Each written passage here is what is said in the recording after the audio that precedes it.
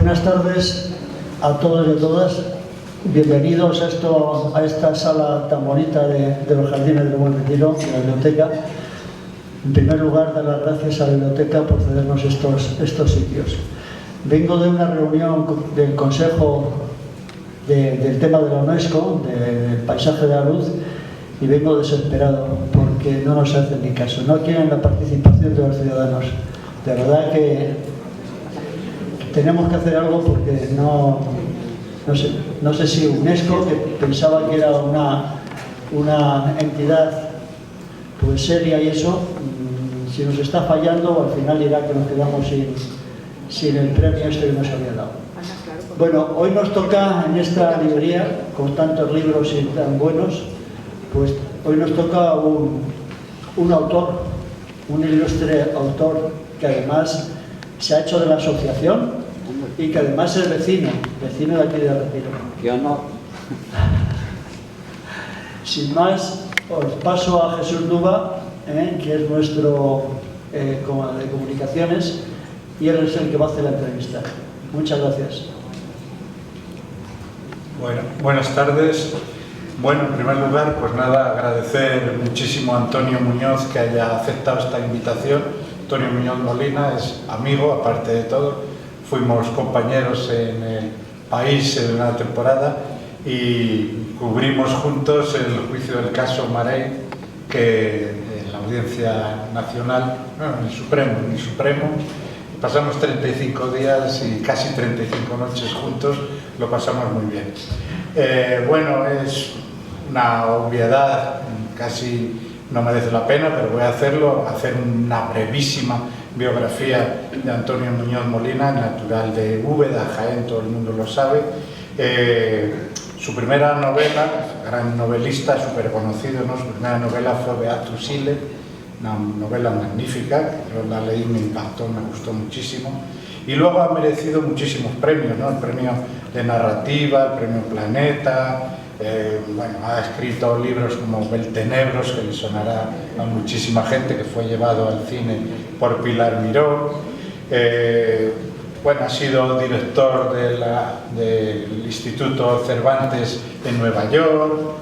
Bueno, muchísimas cosas, sería interminable y como es sobradamente conocido no nos vamos a cansar. Su última novela, que recomiendo lógicamente, es esta, No te veré morir, que yo no he leído y tenía pendiente de leer, pero las críticas son maravillosas y sin duda lo será, ¿no? Entonces le hemos traído aquí a Antonio porque él, como vecino, pues queríamos hablar del Retiro básicamente, aunque podemos hablar luego de muchas otras cosas, pero principalmente, Antonio, como digo, queríamos hablar del Retiro. Yo quería empezar esta conversación nuestra preguntándote qué supone para ti el Retiro, qué es el Retiro, qué es el Parque del Retiro para ti. Hola, buenas tardes, se oye, ¿no?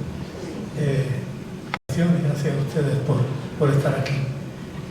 El Retiro para mí de siempre ha sido un sitio, ha sido muy importante en mi vida en Madrid, ¿no? Yo había veces que pensaba en la época, que por desgracia no acaba, de exaltación de los nacionalismos, ¿no? Yo pensaba que yo me sentía nacionalista del Retiro, ¿no? Independentista. Pues yo soy nacionalista del Retiro, que es un nacionalismo que, a diferencia de casi cualquier otro, no excluye a nadie, no tiene elementos agresivos, etcétera, ¿no? Entonces realmente para mí el Retiro está asociado a mi vida en la ciudad en muchos sentidos, está asociado a mi idea y está asociado en parte a una idea mía sobre la vida, ¿sabes? Por ejemplo, a la idea de la ciudad como un lugar humano, ¿no? La idea de la ciudad en la que es posible que los seres humanos estén en contacto con la naturaleza, ¿no? La idea del disfrute del ejercicio físico. Yo cuando una parte de mi vida empezó aquí en el Retiro, en una época en la que tú sabes que era un mérito intelectual tener mala salud, los años 70, 80, ahora todavía quedan, pero en una época en que para ser escritor aparte de escribir y de leer, había que fumar, por ejemplo, ¿no? Había que fumar mucho. Había que no hacer ejercicio, había que beber de una manera absurda, ¿no? Porque era lo que era la moda, todos somos esclavos de nuestro tiempo, ¿no? Entonces yo tuve esos momentos de lucidez que tienes en la vida y muy presionado por mis hijos, que eran pequeños entonces, y un día dejé de fumar, ¿no? Y entonces me encontré con algo que tenía una energía física que no sabía para qué servía, ¿no? Y entonces hice algo. En esa época yo vivía, no vivía muy cerca, pero vivía a 15 minutos, vivía en la calle Pelayo, ¿no? En Chueca, y en un rato estaba aquí, ¿no? Y entonces empecé a correr. Estoy hablando del año 94, ¿no? En esa época que un escritor corriera era también, podía pensar que te había hecho de derecha, ¿sabes? Porque es como de americano, ¿no? Pero bueno, empecé a hacerlo y fue algo importantísimo para mí, ¿no? Y entonces, de pronto, pues todas las mañanas, recién levantado, me venía al retiro. Y eso ha continuado de manera intermitente, según ha ido yendo mi vida, porque ha habido veces que he vivido fuera y todo eso, hasta ahora, ¿no? Entonces, eso es una parte de mi vida, ¿no? Luego hay otra, te contaba yo a Jesús hace un momento, en el retiro fue donde yo probé por primera vez los berberechos. Era un adolescente de Úbeda. En Úbeda no había berberechos. No había berberechos ni casi nada, ¿no? Y entonces recuerdo un día aquí en el retiro, yo creo que hace 50 años, madre mía, un conocido mío me invitó a una caña con berberechos y patatas fritas. Eso yo no lo había probado nunca. Digo, esto es como el paraíso, ¿no? Además, un paraíso que es completamente accesible, ¿no? Generalmente se piensa que el paraíso es una cosa que cuesta mucho, a la que se llega después de morir, cosas así, ¿no? Eso, el paraíso está sentado en una terraza del retiro tomándose un refresco, ¿no? Con unos berberechos, ¿no? Así que, y luego siempre mi vida en Madrid siempre ha estado relacionada. También ha estado relacionada, claro, con algo como la Feria del Libro, que es una cosa excepcional en el mundo, ¿no? Una feria como la de Madrid no existe en ninguna otra parte, ¿no? Esa combinación de lo festivo y lo literario, ¿no? De la botánica y de la... Al fin y al cabo los libros se hacen con el mismo material que se hacen los árboles, ¿no? Esa parte, ¿no? Y así, ¿no? Es decir, es una parte, y luego está esta biblioteca, que es una biblioteca que tú dices, parece una biblioteca escandinava, ¿no? Si tú estás aquí y dices, esto tiene que ser un país serio, ¿no? Es que tiene bibliotecas así, ¿no? Para esto dice, esto es como yo lo he visto eso en Holanda, por ejemplo, esa manera de usar la arquitectura del pasado para construir. Entonces, y ya te digo, y ahora pues lo mismo, ahora tengo la suerte de vivir muy cerca.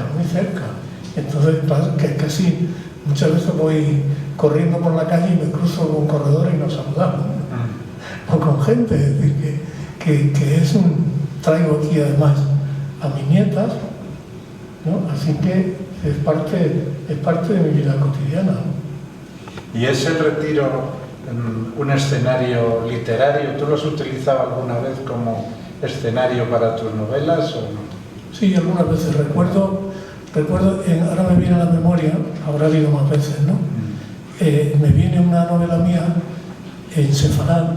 Ah, sí. En Sefarad yo contaba, hay un capítulo en el que yo cuento un viaje a Madrid, en el que había en el Palacio de Cristal una exposición sobre el exilio republicano, ¿no? A principios de los años 80. En esa época yo había vivido un poco tiempo aquí en Madrid, en los 70, luego me fui a Granada y volvía como visitante y volví como ciudadano, digamos, a partir del año 92, ¿no? Entonces, recuerdo esa exposición, era un día de invierno y había una niebla así, ¿no? Entonces entré allí y vi aquella exposición maravillosa y tristísima Y había, me acuerdo, estaba yo parado delante de una foto de un barco que llegaba al puerto de Veracruz, un barco de españoles exiliados, ¿no? Y había una señora mayor a mi lado y me mira y me dice, entre esos niños, una señora con acento mexicano, ¿no? Dice, una de esas cabezas de niños es la mía, ¿sabes? Y eso lo conté, lo puse así, íntegro en el libro, ¿no? Pero, por ejemplo, en mi penúltimo libro, que no es de ficción, sino que es una crónica un poco de la pandemia y conectado con la infancia y todo eso, ahí está muy presente el retiro, ¿no? Esa época en la que veníamos, no podíamos entrar, ¿no? Yo venía paseando a mi perra y me arriesgaba a salir del circuito permitido, y me acuerdo de pasar, recordarán ustedes, de pasar por la verja cerrada, ¿no? Y esa cosa prodigiosa que había, que tú veías que se había convertido en una selva, ¿no? Porque cómo proliferaba la hierba, ¿no? Y eso era, y el olor que venía, ¿no? Eso era muy emocionante, ¿no? Sí. Tú escribiste hace poco, el 6 de abril, un artículo que se llamaba En el país maravilloso silencio. Valorabas lo que es el silencio, ¿no? Y dado que valoras el silencio, ¿tú crees que el retiro es un lugar silencioso, como su nombre parece evocar, ¿no? El buen retiro. ¿Es hoy el buen retiro un buen retiro para el silencio? Hombre, en España es una cosa más difícil que la concordia todavía, el silencio, ¿no? Que a lo mejor están las dos cosas relacionadas, ¿no? Eso es. Yo le contaba a Jesús que el año pasado descubrí un libro en el que el retiro tiene una presencia muy grande, que es el diario de Rafael Cansinos Asens, del año 1943. Cansinos Asens había sido un escritor muy conocido durante los años 20, en los años 30, había tenido una presencia editorial y periodística importante. No era un hombre de izquierda, pero era un hombre un poco raro, ¿no? En muchos sentidos. Y entonces, después de la guerra, estaba bastante aislado y estaba muy sometido a la censura y a la vigilancia política, ¿no? Entonces él se vino a vivir aquí a Menéndez Pelayo, que debería haber una placa, ¿no? Y el libro este que digo es su diario del año 1943. Precioso libro. Y es un libro en el que el retiro tiene, porque claro, él vive enfrente, viene con una novia rara que tiene a pasear por el retiro, viene mucho a la glorieta de Martínez Campos, que en ese momento estaba siendo restaurada, ¿no? Y hay una cosa que a mí me impresionó, hablando del silencio, cuando está en su casa por las noches, dice que cuando se desvela, oye el ruido enorme de los grillos en el retiro, ¿no? Y eso es una cosa que te hace pensar, dice, ¿cómo sería posible oír? Hay grillos, en primer lugar, quedan grillos, y en segundo lugar, ¿sería posible oírlo? ¿No?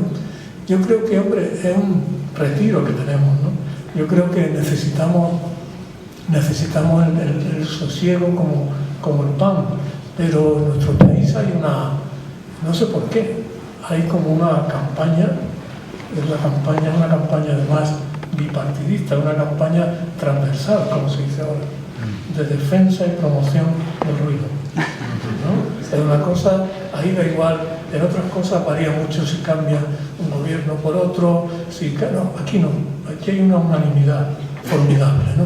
Que es favorecer toda forma de ruido que perjudique al máximo al mayor número de ciudadanos. Es una norma municipal y, ¿no? Es algo, yo recuerdo cuando yo vivía en la Plaza de las Salesas, que es un sitio tan bonito, ¿no? Mi mujer y yo teníamos un piso que era un ático, que era como un sueño, ¿sabes? Porque era un dúplex, ¿no? Y la parte de arriba era una terraza que de pronto veía ese paisaje de Madrid, veía la Telefónica, ¿no? Por las noches, ¿no? Oye, y tuvimos que irnos por la combinación del botellón, de un bar que teníamos en la planta baja, y yo llamaba muchas noches a la policía municipal, ¿no? Entonces tenía a veces diálogos bastante cómicos. Me acuerdo una vez que llamé a las 2 de la mañana, ¿no? Y mire, a las 3, no me acuerdo, ¿no? Porque el bar tenía la característica de la gente llegaba y aparcaba en doble fila. Entonces, cuando les tocaba la hora de salir, pitaban. Claro, ¿no? Y pitaban hasta que aparecía el otro. Curiosamente, cuando aparecía el otro, el que les tapaba el coche, no se enfadaban. Se enfadaban si nosotros nos asomábamos al balcón y suplicábamos que no hicieran tanto ruido, ¿no? Bueno, entonces yo llamaba a la policía municipal y decía: hola, buenas noches, ¿qué quiere tal? Y mire, que es que tengo aquí un bar que a esta hora está temblando, vivimos en un sexto y está temblando el suelo de mi casa. No, vamos a mandar. Y me acuerdo una vez que le dije, digo, mire, no hace falta que me diga eso. Yo sé que usted me está diciendo una mentira. Yo sé que ustedes no van a venir. Hombre, caballero, ¿por qué dice eso? Digo, porque es verdad, porque lo he llamado muchas veces. Yo no sé si es que ustedes son, una duda que me queda, es si ustedes son corruptos o incompetentes y corruptos. Usted no me puede decir a mí eso. Digo, sí señor, se lo digo. Y le digo mi nombre, y le digo dónde vivo, ¿sabes? Porque era una cosa, pero claro, en esa época, que era la época en la que cubrimos estábamos, el juicio del caso Marense. Aquel trabajo tremendo que hicimos, ¿no? Y sí, y luego, perdón Antonio, te fuiste a otro piso que era igual de ruidoso o más. Sí, poco a poco he vivido eso, y salí huyendo, ¿no? Pero, ¿luego no te fuiste a Malasaña o por ahí? No, ya fui yendo, fui de un sitio a otro, ¿no? Pero es así, ¿no? Es un país en el que no existe en primer lugar, las autoridades, digamos, municipales, de cualquier tipo, ¿no?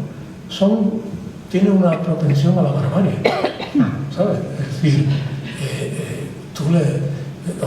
escribía yo ese artículo que tú mencionas. El maravilloso silencio. Lo escribí porque había leído una cosa alucinante, ¿no?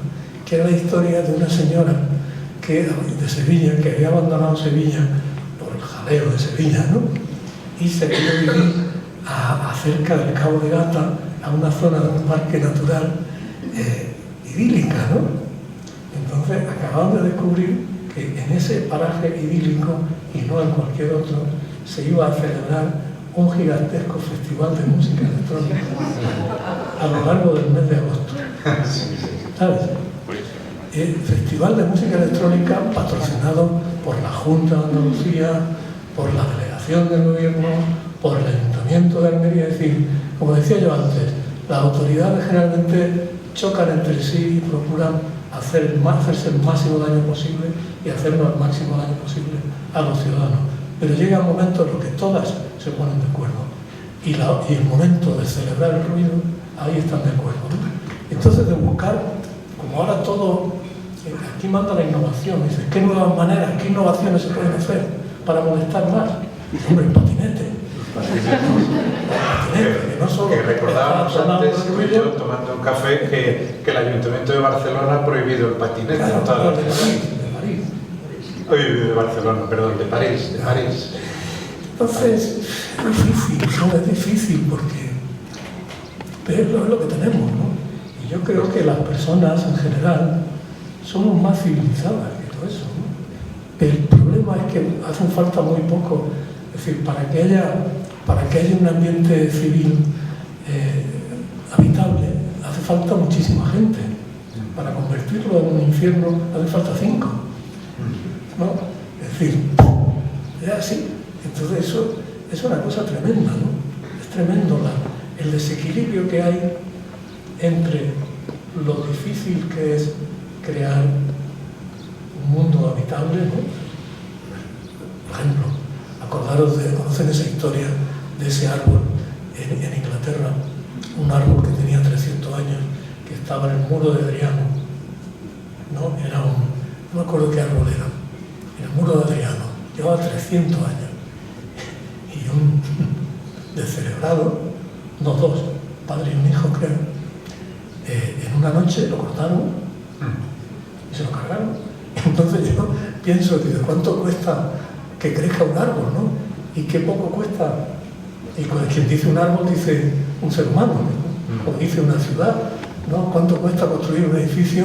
Y le tiran una bomba y te lo has cargado, ¿no? Entonces, yo creo que un sitio como el Retiro a mí me hace mucho pensar, ¿no? Porque es el tipo de sitio que tendemos a dar por supuesto, ¿no? Que sea un Retiro, ¿no? Hay una historia apócrifa en Granada de un señor muy creído que no había ido a la Alhambra nunca, ¿no? Entonces lo llevaron a ver la Alhambra, estuvo allí paseando, mirando, tal, callado. Cuando terminó le preguntaron, bueno, ¿qué tal? ¿Qué te ha parecido la Alhambra? ¿No? Y pues como todas las Alhambras, ¿no? Entonces, pues, dice, ¿qué país de Retiro? Pues Retiro, como todos los Retiros. No, entonces, la cosa muy seria, ¿no? Es decir, es un espacio tan con esa historia que tiene, ¿no? De transformación del espacio privado de los reyes que se convierte en patrimonio público gracias, creo recordar, a la revolución de 1868, ¿no? Sí. Entonces, yo por ejemplo, hay una cosa que me encanta, ¿no? Y es ver esas estatuas de gente ilustrada, ¿no? Que hay, ¿no? Porque aparte hay una estatua militar así que es la de Martínez Campos, ¿no? Pero Martínez Campos en esa estatua parece un pacifista, parece un hombre derrotado, ¿no? Parece que va en el caballo con una carcera, ¿no? Es una estatua formidable, ¿no? De Benjures, ¿no? Claro, entonces tú ves el monumento a Galdós, ¿no? El monumento a Ramón y Cajal. A Ramón y Cajal. Tan extraordinario. O eso otro monumento, el monumento al señor que inventó la taquigrafía, ¿no? Sí. Cosas así. O el monumento al fraile que inventó el lenguaje de los sordos. O otro a un pediatra, un monumento a un pediatra, ¿no? Falta un monumento a una mujer, ¿sabes? Claro, no hay claro. ninguna mujer. Pues fíjate. Excepto reinas, no hay ninguna mujer. Pues fíjate, que se aprobó si hay posibilidades, por iniciativa nuestra, entre otras, se aprobó poner una estatua a María Moliner. Por ejemplo. Se aprobó y se aprobó en el Consejo Cívico y Social y el Ayuntamiento dice que no tiene dinero y que ya lo hará y que no sé qué. Pero así estamos, llevamos años. Eso. Creemos que es justo que haya por lo menos un monumento a una mujer, ¿no? Claro. Y nos pareció que María Moliner era una figura emblemática. O fíjate, o Clara Campoamor, o no sé, tantas, no sé si anda que falta. Claro.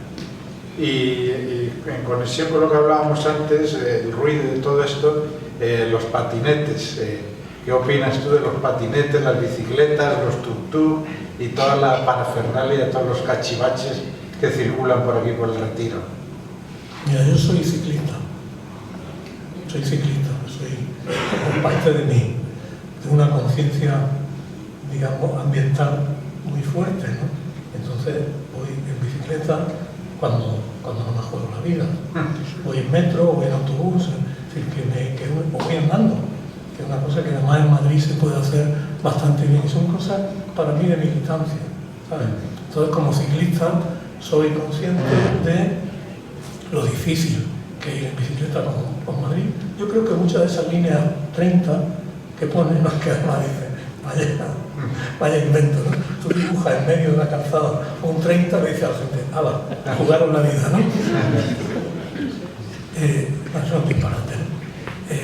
Pero creo que los ciclistas, porque tenemos que estar sometidos a las mismas normas que todo el mundo, y que si sufrimos la agresividad tremenda muchas veces de los conductores, y sin razón, también tenemos que ser muy conscientes de que vamos en un vehículo y no podemos contribuir al horror. Yo antes te contaba que otro parque muy importante en mi vida es Central Park, en Nueva York, ¿no? Y en Central Park las bicicletas pueden ir por caminos anchos asfaltados o por caminos de tierra muy grandes, muy anchos. Pero en los caminos intermedios, como todos los que hay por aquí, hay en todos ellos una señal de prohibido. Y si te pasa, de verdad que te ponen una multa, ¿no? Hay un extremo ya, porque en Nueva York la gente es muy mandona, ¿no? Y hay varios parques más. Otro parque para mí muy importante es el Riverside Park, ¿no? Que está al lado de la orilla del río Hudson. Sí. Yo he tenido la suerte de vivir entre un parque y el otro, ¿no? Y ese Riverside Park se prolonga hacia el sur en zonas que antes eran ferroviarias o industriales, ¿sabes? Se prolonga todo hasta llegar a la punta de la isla de Manhattan, ¿no? Entonces es un espacio maravilloso, porque vas por allí y estás viendo ese río que no es Manzanares, ¿no? Y entonces una vez, y siempre hay una norma, tú vas por el carril y a la derecha hay parque y hay un letrero que dice bicicletas ciclistas de montar. Entonces un día de enero, que hacía un frío que se pelaba, ¿sabes? Que no había nadie, que además hacía frío y viento, yo iba con mi bicicleta por allí como un esquimal, ¿sabes? Y estaba tan bonito el horizonte y tal. Entonces voy y me desvío y me meto en la parte de jardines pensando que no había nadie, ¿no? Bueno, pues había una señora y me mira así y me dice, ¿te podrían poner una multa por eso, no? No había nadie, pero entonces yo creo que eso tiene que ser así. Y luego, y eso digo que yo defiendo la bicicleta. El patinete no sé qué sentido tiene, y menos el sentido que tiene de que vaya por todas partes, que vaya por los carriles bici. Encima de que tenemos pocos carriles, están mal conectados, lo único que necesitamos es que nos adelante una persona que va a 40 kilómetros o a 60 kilómetros por hora, ¿no? Sí. Y luego ya el tuk-tuk, esto sería inverosímil. Sí. Esto en una ciudad civilizada sería inverosímil. Yo no sé si vuelvo a decir te quería preguntar, allí en Nueva York hay todos estos cachivaches en los parques. Los parques no, en absoluto. Perros sueltos. No, los perros allí tienen una zona muy bien acondicionada para perros. Y yo he ido allí con mi perra mucho y jamás he soltado a mi perra, que es una perra pequeña, que no se mete con nadie. Pero son normas además que no son cosas tiránicas, son de sentido común. Y entonces eso hace que la gente mayor y los niños, de manera que estamos en la ciudad, se han hecho ciudades completamente hostiles al ser humano. Y más hostiles cuanto más débil es el ser humano. Es decir, niños, personas mayores, ¿cuántas veces vemos cruzar, ¿no? Esas personas mayores que se quedan, que en el semáforo no llegan a tiempo entonces estamos acostumbrados a que estar en la ciudad normal esa hostilidad y vamos a permitir que eso se reproduzca en el interior del parque. Sí, pasa igual que con el silencio, no hay donde esconderse, no hay posibilidad de retiro, ¿no? Pero claro, yo no sé si vuelvo a hablar de está la negligencia, por supuesto, está la corrupción, que habrá quien cobre de todo esto, ¿no? Está la incompetencia, ¿no? Y la falta, y yo creo que la falta de conciencia de esas personas que mandan, la falta de conciencia de la responsabilidad que les corresponde y de lo que es la ciudad. Es una ciudad como esta, ¿no? Un sitio como este parque, aparte imagínate la cantidad de dióxido de carbono que absorbe. Que absorbe, sí. La temperatura, como cuando vas a esas noches de verano, ¿no? Cuando vas a junto a la verja y te viene esa... ¿no? Hablábamos también antes un poco de lo que ocurre en este país, de que lo común está, que no se valora, que los ciudadanos no valoran lo común, ¿no? Responsabilidad. Yo creo que también la ciudadanía, la gente, cree que lo común, pues no es de nadie. Yo creo que mucha gente sí, es decir, que no podemos, creo que falta en una sociedad que ha estado sometida a la autoridad, ¿no? Es una sociedad que en muchas cosas no se ha hecho adulta, ¿no? Porque estás pendiente de que no te castiguen, ¿no? Que la razón de no hacer algo es que no te castiguen, ¿no? Entonces si tú tienes esa... Pero claro, no podemos estar justificándonos con el franquismo a estas alturas, porque Franco se murió hace medio siglo, no podemos seguir. Entonces es como una cultura que por una parte viene de esa falta de tradición cívica, ¿no? Y de compromiso ciudadano con lo concreto. Eso yo es una cosa que aprendí en Estados Unidos. ¿Sabes? Es decir, en Estados Unidos la política es horrenda y cada vez peor, ¿no? Pero hay un nivel de vida cívica que en muchos sentidos es admirable.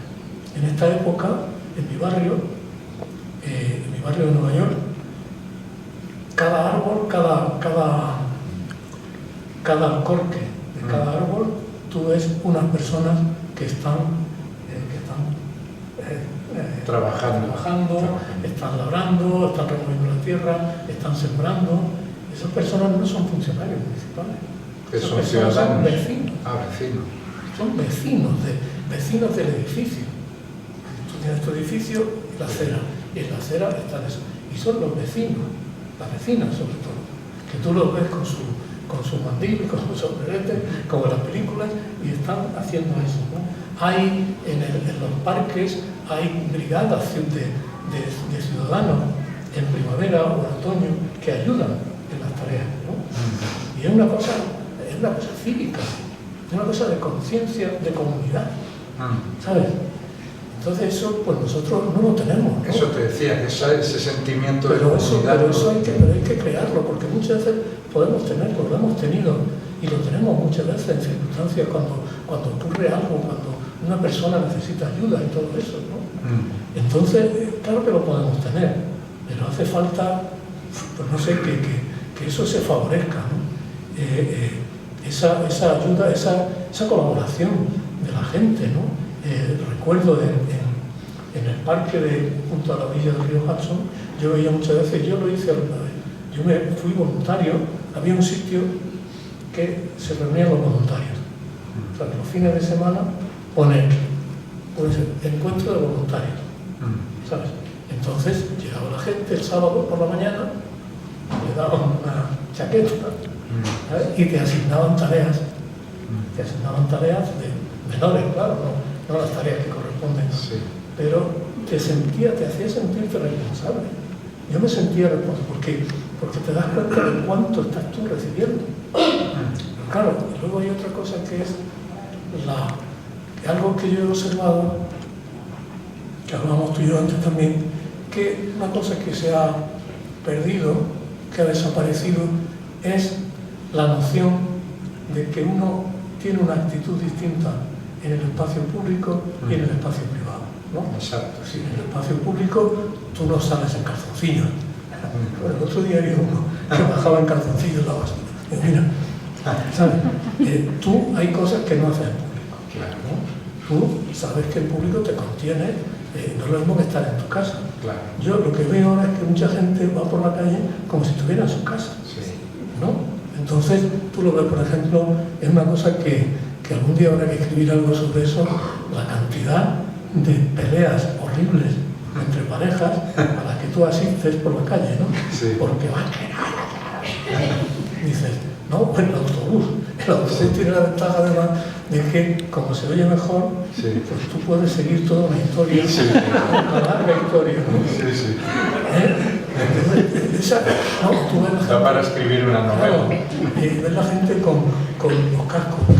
Me acuerdo un día, justo unos días antes de que empezara el encierro la pandemia. La pandemia. No la pandemia, sino el confinamiento. También me da la palabra. Sí. Y iba con mi perra y por allí por mis calles, y había un sitio en el que voy a coger bolsitas para su caca, las cacas de la perra, ¿no? Entonces, delante de mí había una señora y empezó una acumulación de bolsas, y yo digo, señora, que le va a llevarse usted todas las bolsas. Dice, ¿y usted a mí qué me tiene que decir? Claro. Como una cosa, como si lo hubiera ofendido. Sí, ¿no? sí, sí. Claro, dice, que también son mías. Y dice, hombre, coger 2 bolsas, muy bien, 3, porque a veces no hay. Pero eso de no ser consciente de que las cosas son comunes, ¿no? Claro. Yo recuerdo cuando cuando hice la primera vez que mis hijos, cuando eran pequeños, los hice socios de la biblioteca pública de barrio en Granada. Recuerdo la sensación de explicarles que esos libros eran suyos, pero también era de todo el mundo.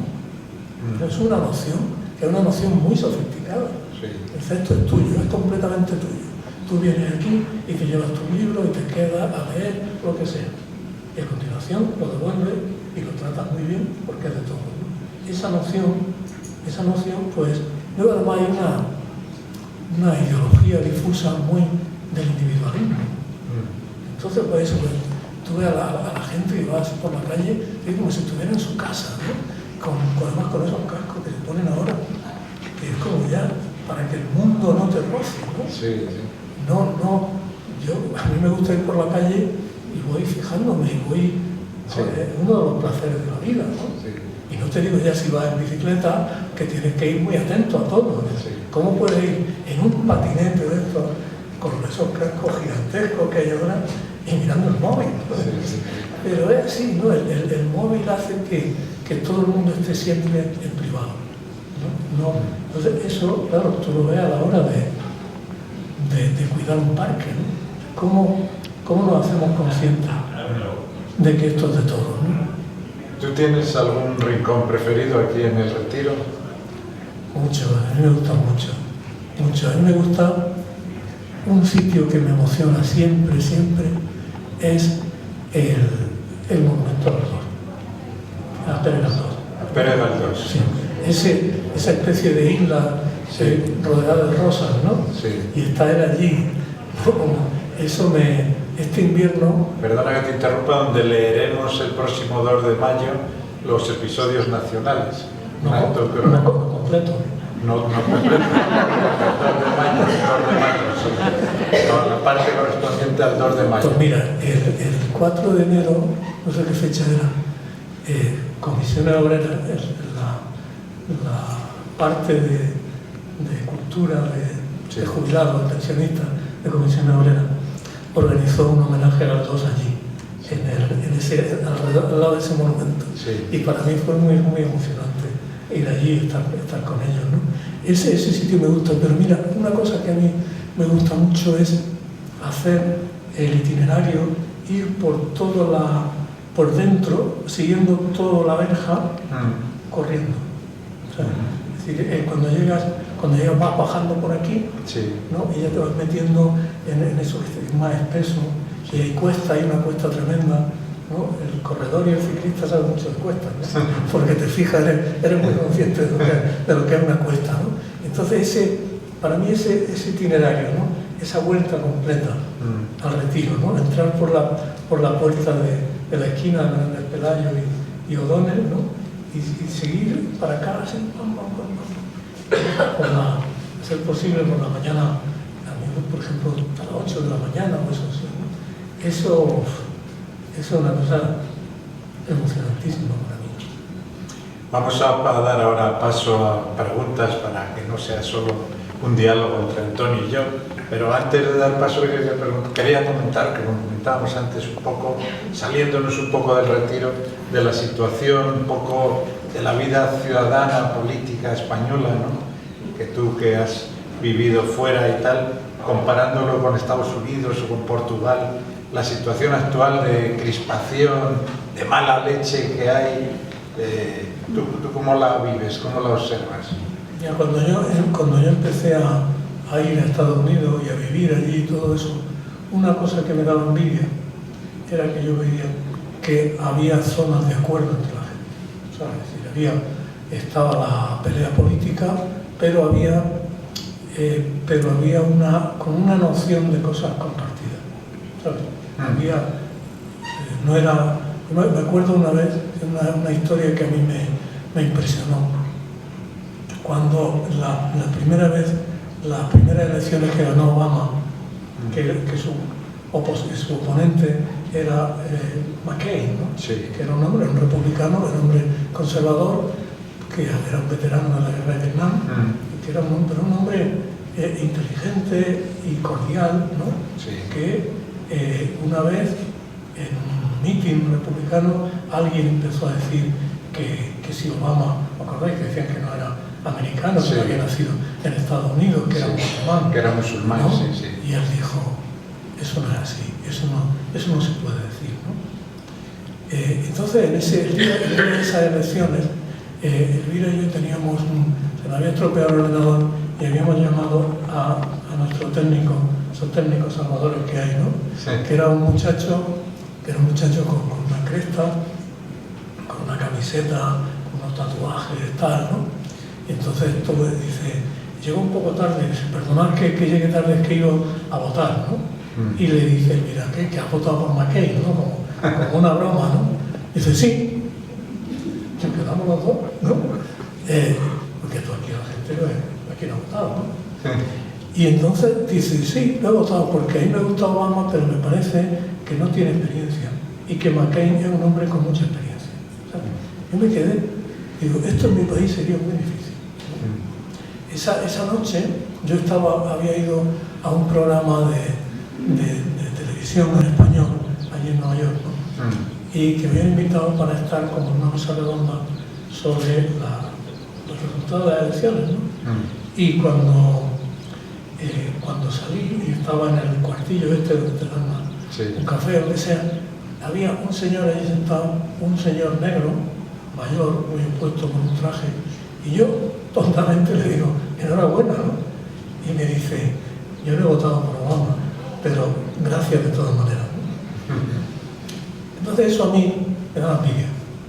Y me daba envidia eso que te he dicho antes, de esas zonas de cooperación cívica que están en muchas cosas, ¿no? En los parques, en asociaciones, en la biblioteca, en asociaciones culturales, esa participación realmente comprometida y ciudadana. Con el tiempo eso se ha ido deteriorando muy rápido. Eso en Estados Unidos, esa especie de acuerdo fundamental que a mí me daba envidia, eso ha desaparecido.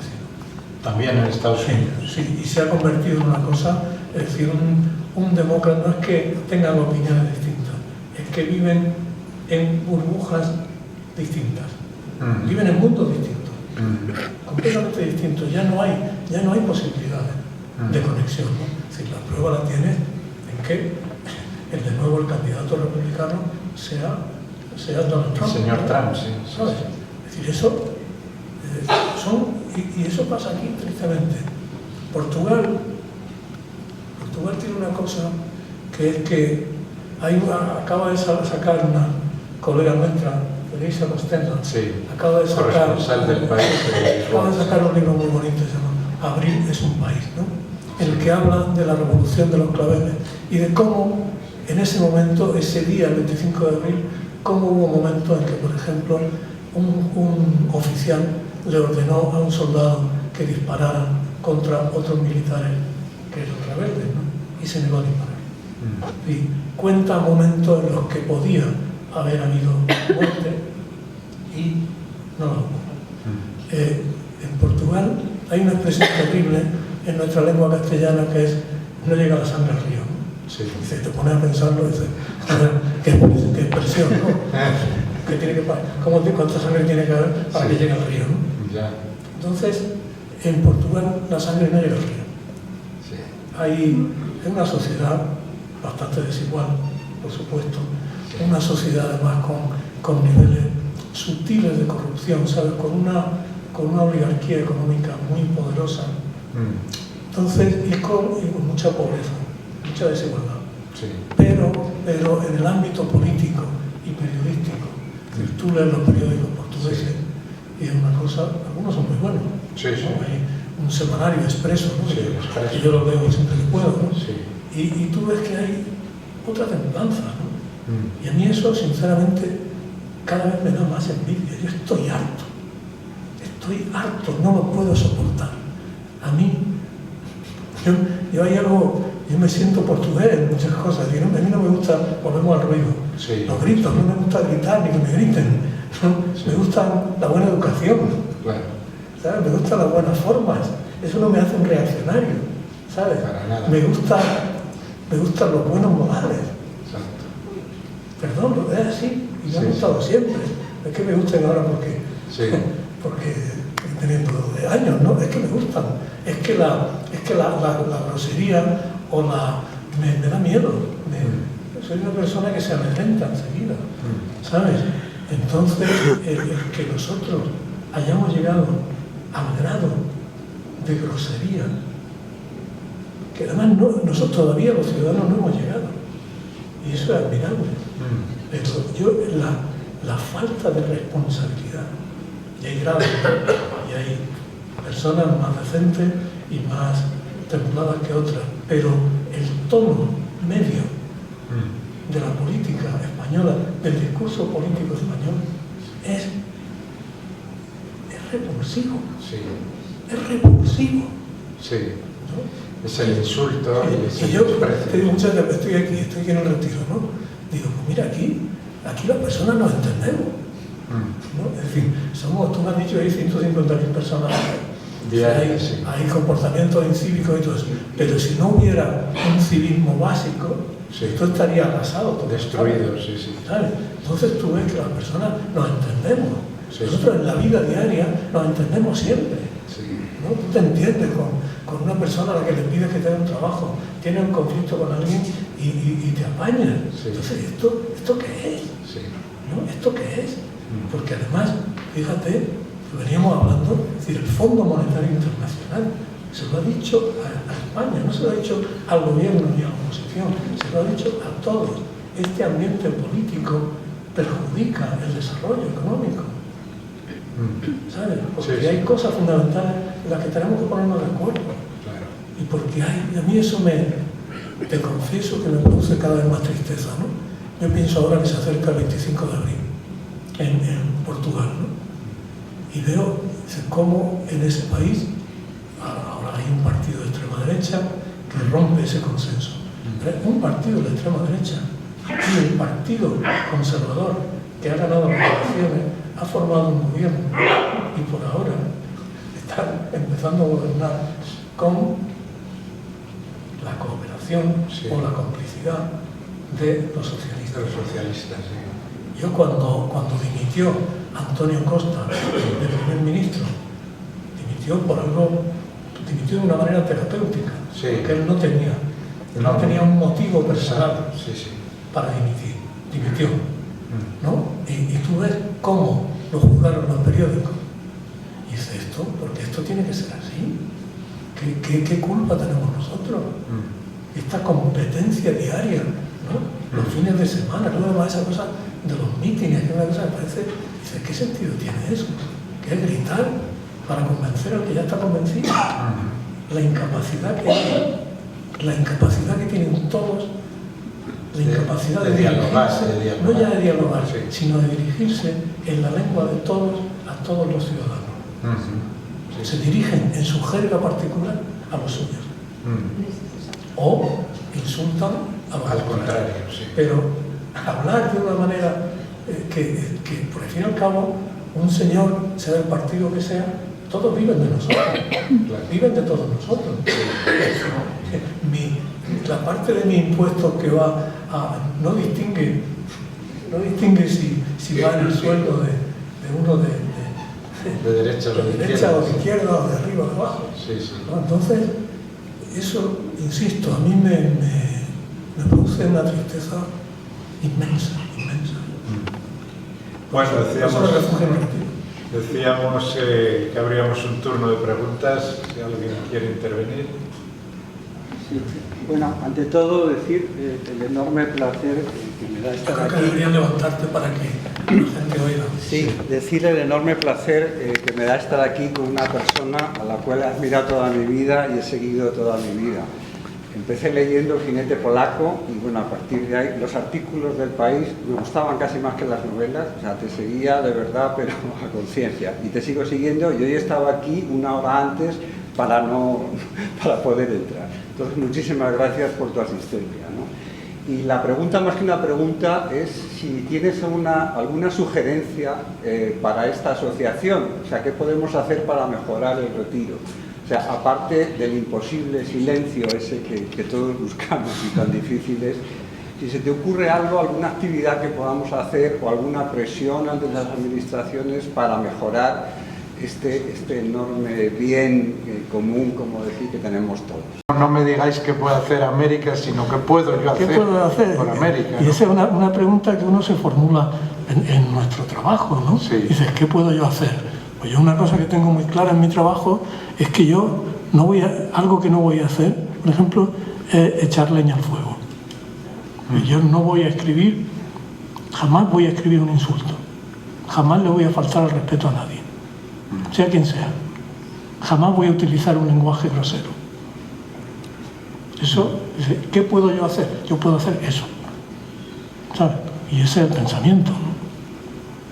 Javier, quiere preguntar. No, que sí, que yo recojo el tema este, pero sobre todo yo te quería decir que en Nueva York el parque Hyde Park, ¿se llama Hyde Park? Central Park, lo lleva el 80% o un 70% voluntarios. Voluntarios. A mí me escriben y me dicen que tengo que aportar no sé cuánto dinero porque tienen que arreglar. Y me escriben aquí a España. Y es una cosa que los españoles, desgraciadamente, eso de participar, a pesar de que tenemos el artículo 23 de la Constitución, de que tenemos derecho a participar en los asuntos públicos, no hacemos caso. O sea, podemos poner aquí voluntarios de cuidar el retiro, que nos den una chapela o lo que sea, y el ayuntamiento nos va a decir que no nos metamos en su terreno, ya lo sé. Pero es que a veces hay que practicar la desobediencia cívica. ¿No? Eso es lo que hizo el movimiento de los derechos civiles en Estados Unidos, ¿no? La desobediencia civil. Podemos intentarlo. Hacer cosas, acciones, ¿no? Fíjate lo revolucionario que era, de pronto, si eras negro, llegar a un café, a la barra y pedir un café. Sí. ¿No? Tú fíjate, propongo el hacer una ruta guiada de sillas de ruedas. Gente que venga aquí, 20, 30 personas, que les guiemos por los sitios donde puedan hacer, y me dice el ayuntamiento, tendrás que sacar un permiso. No hay que sacar el permiso, hay que hacerlo. Viene la policía Bueno, y te multa. venga la policía y te multe, y haya gente que haga una foto, porque eso es lo que se llama la agitación civil. Sí. Y claro, ante administraciones tan indiferentes como estas, es que no tienes otra, ¿no? Pero es así, es una actitud. Y es una actitud pragmática. Pasa igual con los museos, ¿no? En todos los museos hay, aquí empieza a tenerlo el Prado y algún otro, en todos los museos de Estados Unidos hay una cosa que tú te haces socio del museo. Sí. ¿No? Y el ser socio del museo, pero tú no sabes la cantidad de dinero que es eso, ¿eh? Sí. Entonces tú eres socio, el dinero ese se te descuenta de tus impuestos, ¿no? Tú eres socio y tú sostienes el museo, la radio y televisión pública en Estados Unidos tiene una ayuda federal no muy grande y se sostiene con contribuciones de los oyentes. Yo, como era oyente de la radio pública, entonces si yo quiero que esto exista, yo me comprometo para que exista. Entonces tú pagabas un dinero y con ese dinero, por ejemplo, en el Metropolitan, en el Museo Metropolitano, yo pagaba $200 al año. Y con esos $200 entraba cuando quería con mi familia y además recibía informaciones en mi casa, invitaciones para cosas y también podía ir a comer a un restaurante estupendo que tenía el museo por $200 al año. Y eso hay una base filosófica ahí. Es decir, esto, yo tengo que contribuir a esto. Esto es responsabilidad mía. Si me importa mucho, ¿qué hago? Dejo que se deteriore y cuando desaparezca me quejo, ¿no? Entonces es algo que tenemos que importar, ¿no? Sí, había otra pregunta por aquí. Si puede hablar un poco alto para que le oiga todo el público o no. Intentaré. Bueno. Primero, gracias por estar aquí con nosotros, contarnos cosas y me parece muy interesante. Pero voy a seguir con la misma cosa. Yo soy de la asociación y creo que hay que avanzar con las dos líneas. La línea institucional y la línea personal. Porque los ejemplos que estaba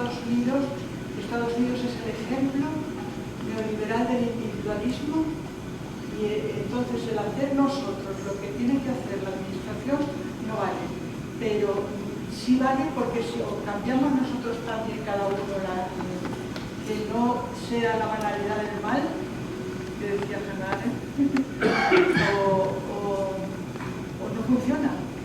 Voy a dar un ejemplo. Por ejemplo, ahora mismo el estanque del Retiro de los Cisnes está visitado por italianos, franceses, latinoamericanos, argentinos, de toda clase de turistas que pasan por ahí todo el día. Y el estanque está putrefacto, está eutrofizado. Sí. Hoy ha aparecido con unas placas que yo pensé que era de una zanja que se ha abierto, se está rompiendo el estanque. Unas placas que cubren toda la superficie del agua, de forma que las grandes carpas están en la superficie debajo de la lámina principal, porque no hay oxígeno en ese agua, está cubierto. Y yo me he pasado el día allí entre los patos que están muy enredados en pelearse entre los machos para ver quién se queda con la hembra, haciendo sus cosas. Y los cisnes, el cisne está perdiendo las plumas blancas del cisne negro, las está perdiendo. Y eso lo ve todo el mundo, hay grandes plumas blancas por la superficie del agua. Y yo le pregunto a los turistas, ¿qué es eso? ¿Qué tal? ¿Y tú no ves el agua muy sucia? Y dice, hombre, sí, claro. Y pasa un italiano y dice, ya podría limpiar un poco el lago, ¿eh? Y anda que no está esto sucio y tal. Y entonces yo he sobremojado, porque por un lado es responsable de limpiar ese estanque. Sí. Pero también nosotros la actitud que tenemos es de pasar con una tolerancia por alto, que ¡ay, qué bonito el cisne! ¡Ay, qué bonito los patos! Cómo se pelean esos dos, pues de tal, y pasar por alto que el agua está podrida. Que el agua está podrida. Sí. Que mañana va a haber una mortandad de carpas podridas. Y entonces, hay que avanzar con las dos cosas. Está denunciado eso, lo hemos denunciado y nosotros y otras personas. Yo soy de la asociación y no sé nada de eso. Sí. Javier te lo puede decir que está denunciado. Yo hace un par de semanas hice fotos y le titulé a la cosa en cada estanque un cadáver, porque vi un cadáver en cada estanque del Retiro. Había un cadáver de carpa, un cadáver de tortuga, un cadáver de paloma, de todo eso. Lo dije a la asociación. Y solo pasó un día y ahí seguía la carpa con los ojos vacíos, muerta, podrida cada vez más, y hasta que dijeron, vamos a la prensa. Y entonces esa misma noche recogieron los cadáveres. Y limpiaron un poco los demás estanques.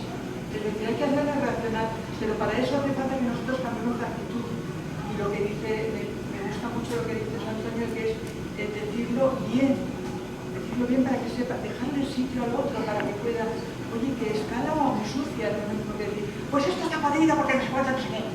Porque eso no se puede escuchar, hay que dejarle sitio al otro para que reaccione bien.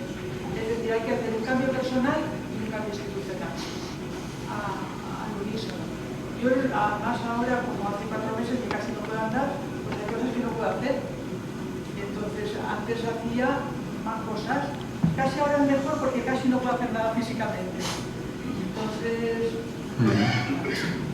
Muy bien, muchas gracias. Bueno, la idea del movimiento de los derechos civiles justo es juntar todo. Es decir, todas las iniciativas. Acciones legales y acciones no exactamente ilegales, pero sí provocadoras, ¿no? Por ejemplo, hay una cosa que se hacía cuando las playas en Florida estaban segregadas, ¿no? Entonces, lo que hacía la gente era que se metían blancos y negros juntos en el mar. Entonces la policía tenía que entrar en el mar para detenerla. Claro, imagínate el ridículo, el escándalo, ¿no? Aparecer en todas partes los policías con sus uniformes y sus porras queriendo detener a personas en bañador, ¿no? Es decir, la porra es otra persona. Claro. Es una persona que dice, tú no puedes entrar ahí con la porra. Pero así yo te digo que es que hay que utilizar todos los canales, todos los caminos. Te vas, Antonio. Sí, primero agradecer a don Antonio, aunque no esté de acuerdo con muchas de las cosas que ha dicho, y voy a tratar de rebatirle ligeramente. Entonces, primero pues decir que soy de este barrio, tengo 80 años, conozco Úbeda porque soy de un pueblo de al lado de Bezmar, bueno, mi familia, aunque sea chamberidero, nacido aquí, vivido aquí los 80 años y conocido el retiro a los 5, que tengo a los 20, a los 60 y a los 100. Ha mencionado usted demasiado a mi criterio, a Nueva York, a Central Park, a Estados Unidos, y bueno, aquí también lo hacemos en el barrio. Aquí en Antonio Arias, una calle que tiene una casa y tiene 6 alcorques, donde los vecinos, que no soy yo porque yo vivo en otra parte del barrio, pero arreglan por las mañanas las torrecitas. Magnífico. De Estados Unidos. Y después, pues, decirle cosas de Central Park que también las tenemos. Aquí no tenemos que hacerlo. La historia fundamental es que al hablar usted del silencio del retiro, que era un sitio silencioso, pero que yo estudiaba en un lugar del Jardín Botánico de Londres, paisajismo, pero en cualquiera de los casos, lo que yo le quería decir es que realmente no es esto le llamaban el buen retiro, de retirarse, de callarse, de estar callado. Yo reconozco el silencio. Es una ocasión interesado en qué podía ser el tema de para qué se utilizaba el retiro. Los retiros han tenido sus épocas, con Alfonso XII y eso, paseo de coches, señoras elegantes, sumiendo por toda esa zona, y otras épocas, las ferias del libro, por eso es por lo que decían, bueno, pero ¿dónde están estos? Y otras veces carreras de coches, que hubo tiempos, había carreras de coches antes de que yo naciese. Entonces ha entrado el turismo y la cultura ha entrado en este retiro nuestro. Y yo una vez hice una pequeña encuesta, una pregunta en la puerta de Alcalá y en la puerta de Granada, que está cerrada. Y oye, o sea que viene al retiro. Todos, aquí, tomas una caña, casi todos, cuando estábamos haciendo la mili, pues tenías un día de reserva que te dejaban salir a los madriles, que había tu casa, y ¿dónde ibas? Pues a ligar al retiro, porque entonces había unas doncellas que llevaban a los niños, que esto lo conocerá Antonio, y entonces ligaban con la gente. Bueno, decía, bueno, pues muy bien, unos a beber, otros a ligar, pero usted por favor no siente el olor del retiro, esas cosas. Nuestro nivel cultural no llegaba tanto. Algunas personas como usted, y bueno, algunos de ustedes también, pues podían decir, oye, yo es que quiero oír los pájaros, quiero oír las fuentes. Los sentidos del paisajista y del proyectista es crear un jardín o un espacio que dé satisfacción al entorno que puede venir. Pero hay a mí, han venido los turistas y los tíos con las bicicletas y son los que se han apoderado porque es para ellos. Entonces, si se diseñase ahora un retiro, habría que hacerlo con carriles de bicicletas y habría que hacerlo, pero no es que en unos tiempos hubo ferias del libro, cuando no era de libros esto, otras veces para que los reyes y la gente noble paseasen por el camino, otras para que las doncellas mirasen con los chochis que salían los fines de semana, y ahora nos toca esto. ¿Qué podemos hacer? Pues nos tenemos que aguantar. Y con eso termino mi profesión.